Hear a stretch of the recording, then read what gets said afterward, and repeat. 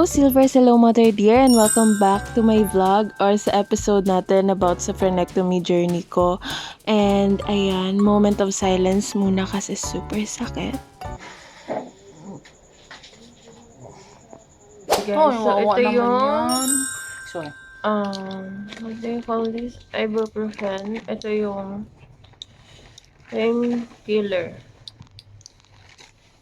Hindi ako makasalita kasi ang sakit ng dito ko tsaka yung walang-wala ko mismo.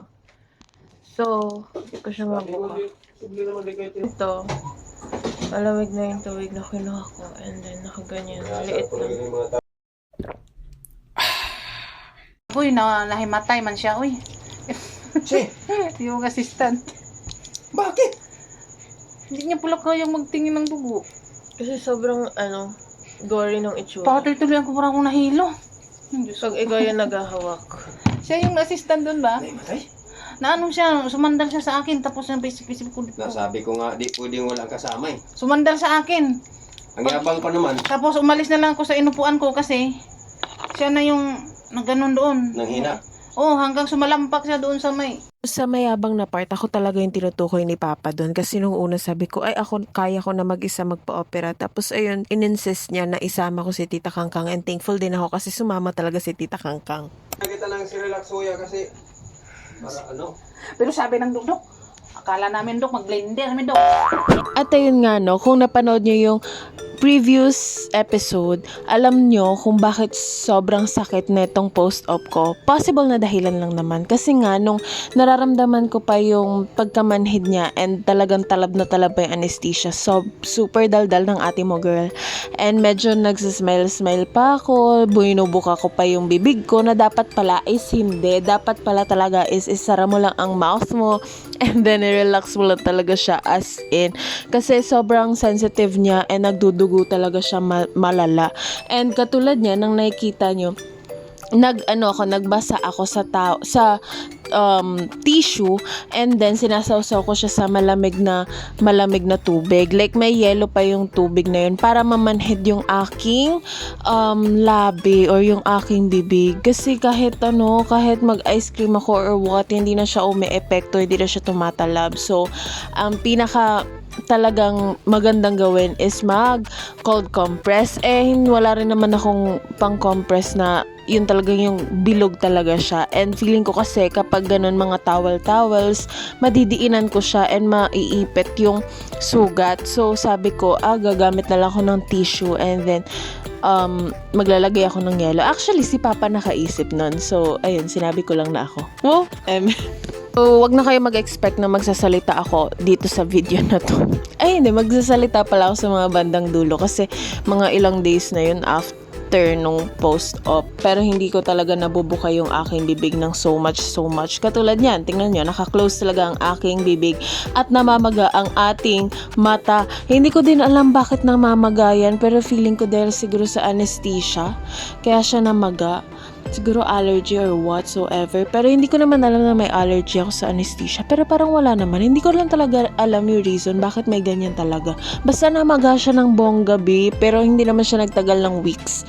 Siguro mga 1 day lang or 2 days, ganun. Pero ayun na nga, nagsisenyas-senyas ako dyan kasi sabi ko, hindi ako makapagsalita. I-voice over ko na lang siya. Pero ngayon hindi ko na maalala yung thought ko niyan, bakit ko siya ginagawa. So, hindi ko siya ma-explain. Ayan, siguro sinasabi ko, namamaga yung aking mata and then hindi ko ma-open ang aking mouth dahil sobrang sakit. And bye-bye and see you tomorrow. Ayun, yun yung sinabi ko dun. Tapos kinagabihan, ayan na siya. Ayan hindi yata yung gabi, umaga na yata yan. Hindi ko na rin malaman talaga sa buhay ko. Ayan, nagda-down na siya. Alam mo yun, lumiliit na siya, hindi na siya ganun kalaki so much. And then ayan yung aking mga gamot, yun yung betadine, yung oral betadine na kulay blue, yun yung minumumog ko. And then ayan ko amoxiclav, nakalimutan ko para saan, pero gagawa na lang ako ng video regarding sa mga thoughts and sa mga gamot-gamot or sa mga technicalities. And then ayan, ang ating pagkain, lugaw-lugaw lang tayo kasi diet. Diet, hindi ka talaga makakanguyabi, hindi ka rin makakanganga ng maayos. So ipipilit mong isuksok lang yung kutsara sa imong bibig. Kaya ayun, sa relax ako, naglugaw ako, kaya diet to the max talaga. And then lahat talaga ng kinakain ko that time yung madudurog mo lang gamit yung dila mo. Kasi kapag gagamit ka pa ng ngipin mo, ibang usapan na yun, di. Kasi hindi mo talaga, like, ikaw na rin, hindi talaga, masakit talaga siya. And then, mararamdaman mo talaga na, hala, naunat siya, ganong level. And then, ayan, magsasalita na ako dito, makinig lang kayo so much. And then, makikita nyo paano ako magsalita habang meron akong tahi sa aking bibig. Ganyan siya. Still can't open my mouth properly. Cause like, masakit siya hab naangat ko.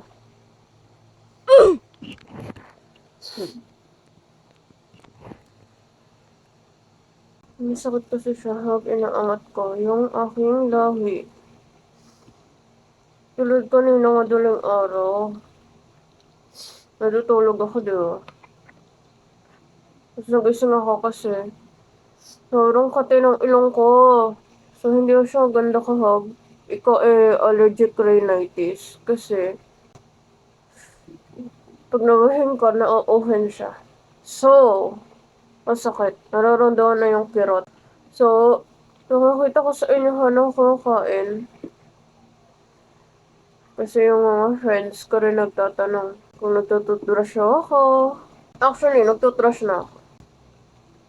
Pero yung kahapon, na yung mismong day, hindi ako nagtutbrush.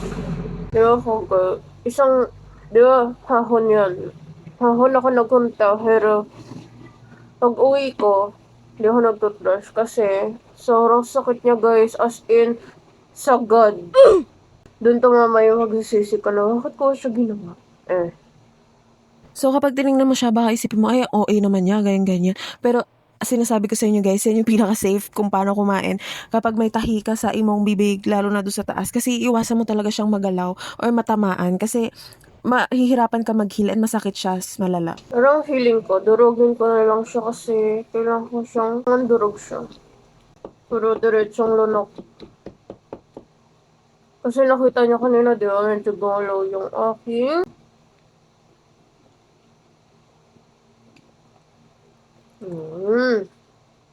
Actually, ang hirap siya guys kasi meron akong singaw dito. Yun. Ito siya. Inumin na natin siya.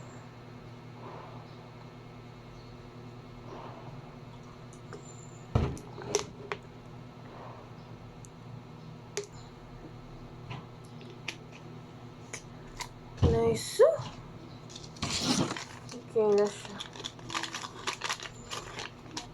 Tututrush ako, hagatahos ko, kuhain.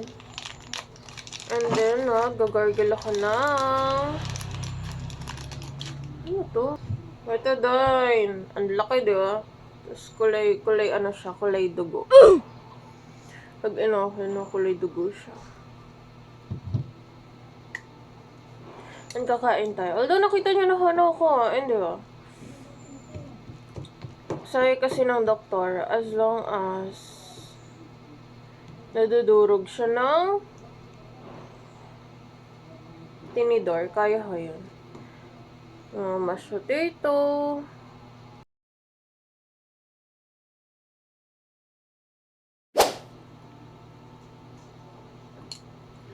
And nawala na, thank you Lord, yung maganang mata ko.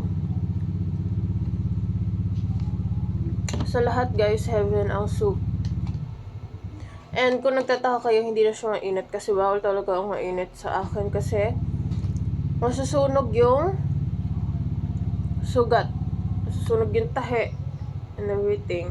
And magsusting siya. So, by the way, yun lang, 24 hours na yung aking Hanectomy. Congrats. And hindi ako masyado nag-video. Lalo na nung pagka-uwi ko. Hindi ko tinigil ko na nakakaw ko yung ice cream.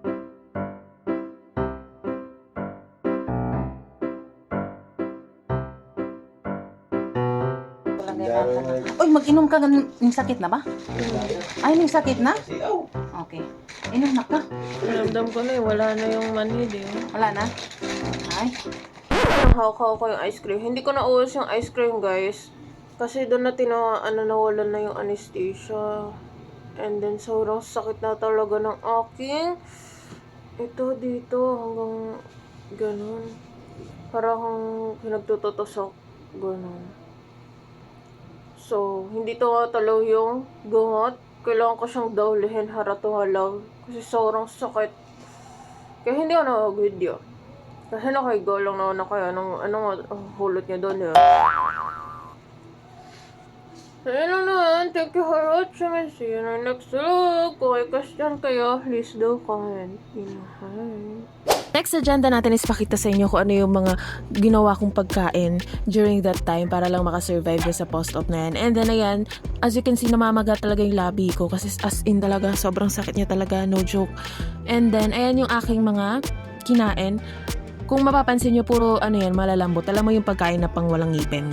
Ganun version. Ayan o, tingnan nyo, mga oatmeal, puro ganyan. Alam mo yung madudurog lang talaga sa imong dila. Kasi hindi ka talaga makakagamit ng ngipin talaga, swear. Hindi mo talaga siya magagalaw kahit yung smile lang or tatawa ka. Kaya alam mo, nung during na nag-heal ako, pinagbawal ko talaga ang may mag-joke, lalong-lalo na sila Papa tsaka si Tita Kangkang. Bawal talaga mag-joke talaga. So, ayun lang. Thank you for watching and I hope to see you in my next vlog dahil may episode 3 pa tayo for our frenectomy surgery emirate. So, thank you for watching and please subscribe. Kung may question kayo, please comment down below. Mwah!